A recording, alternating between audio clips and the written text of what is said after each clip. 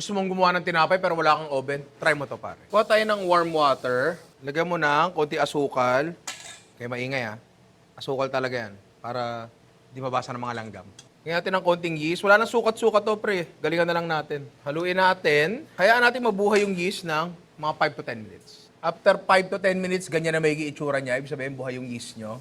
Lagyan natin sa mas malaking bowl. Tapos lagyan natin ng bread flour. Kapag masyadong basa, dagdagan ng harina. Kapag masyadong tuyo, dagdagan ng tubig. Ganun lang yan, pare. Halo lang, halo lang. Halos hindi natin ininid to, pare. Tapos lagyan natin ng asin. Halo lang uli. Takpan. At iwanan ng 20 minutes, pare. Oh, eto na agad siya. Umalsa na, di ba? Ngayon, kuha ka ng tubig. Malinis dapat yung kamay mo. Kunin mo yan, babatakin mo, tiklop. Batak, tiklop. Ngayon, baka hindi gumana sa inyo to, kaya gumagana to sa akin kasi high protein yung harinang ginagamit ko. Totoong bread flour. Okay na yan. Rest lang uli natin. Eto na, pare. Alsadong-alsado.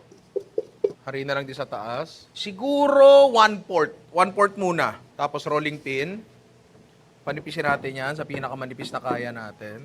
Ano ba yung pinakamagandang paraan? Ay, hindi. Kakamayin ko na lang.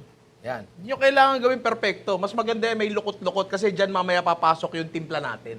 Ngayon, lutuin lang natin yan. Tatakpan namin yan mamaya. Hala! Oh!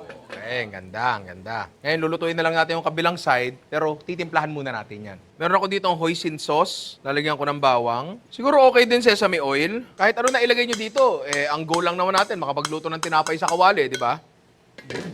Pahid natin dyan. Ay, ang sarap. Doon sa mga kulukulubot, yun nga yung punto niya kung bakit natin pinakulubot para pumasok yung mga timpla-timpla. Toasted sesame seeds. Takpan. O, lutuin natin yan. May garnish pa yan. O, mukha namang masarap, no? Tikman natin hanggat mainit-init pa. Silipin ko lang yung puwet. Hop, okay. Luto ba? Kasi baka hilaw. Tira mo. Camera to. Luto. Oluts, oluts. Yan, pare.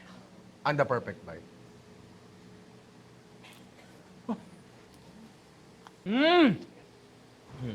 Maganda rin yung texture ng tinapay, ano? Okay din siya. Tapos bagay yung hoisin sauce, sesame oil. toasted siopaw. Tama ka. Pwede na kayo magluto ng tinapay ng walang oven, kahit ganyan lang, di ba? Pero alam nyo kung ano ang dapat yung isuot habang ginagawa niyan? Bago design, Ninong Ray merch, pare. Tsaka eto, ang dami nag-request ng buti. Check out nyo na. Tapos, pogi ka nang, dapat, abangan ko rin. Perfume please, mga inaanak. I love you.